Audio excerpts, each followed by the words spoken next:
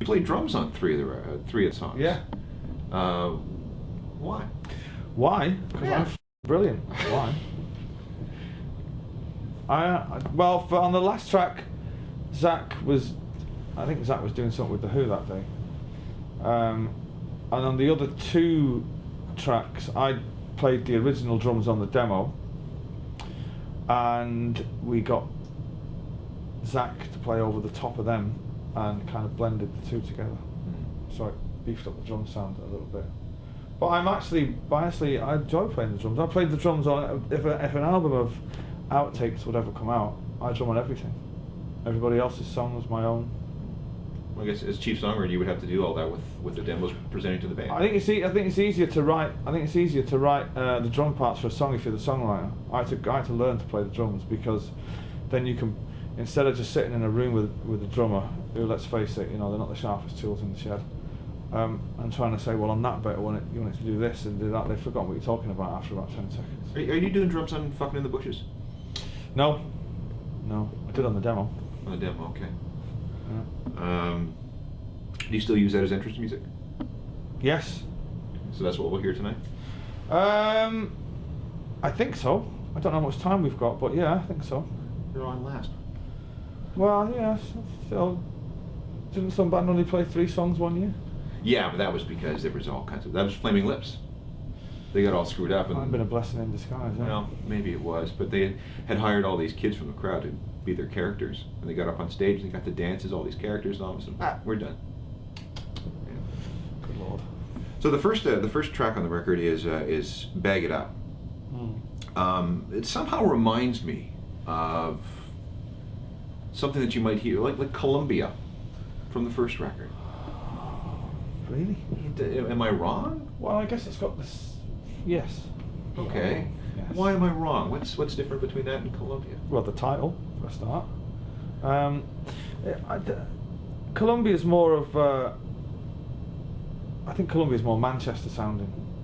I think Bag It Up doesn't sound like anything that's ever come out of Manchester before. It's more like the Pretty Things and Pink Floyd to me. It's actually it's a beautiful little mess, that song. I don't really think we've still nailed it. However, when I listened to the album, I think we could have probably done it a little bit better. The end is a bit messy, and there's a couple of drop downs in it that are a bit messy, but it kind of works. It's a bit scruffy. It sounds appalling live. Maybe that's what it is, because it does sound scruffy. Like there are aspects of that first record that sounded scruffy and raw, and maybe that's what I'm thinking of. Yeah, I mean the whole process of getting that song, that was the last song that we mixed. It was the first song we recorded and the last song we mixed, and we were still mixing it on the last day trying to get it right. So I think we only got maybe 75% of the way there on that one, but it still sounds great. My instant favorite from the record, after hearing it just twice, is The Turning. Yeah. You sighed. And we can't play it live. It sounds awful. Does it? Yeah, it sounds dreadful. I love the piano.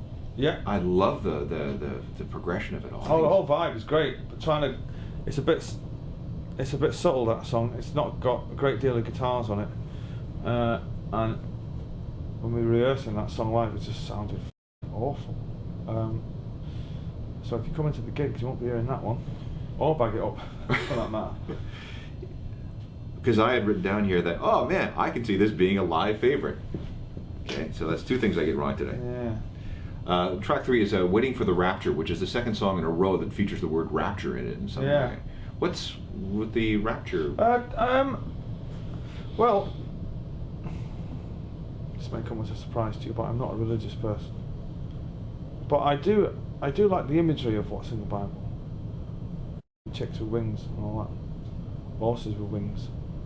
People living in the clouds. But there are horses with wings in the Bible? In the Bible. There's in mine. Okay, I got to read it a lot more carefully. And that last bit of the Bible where all the righteous people get raptured in the street just like that.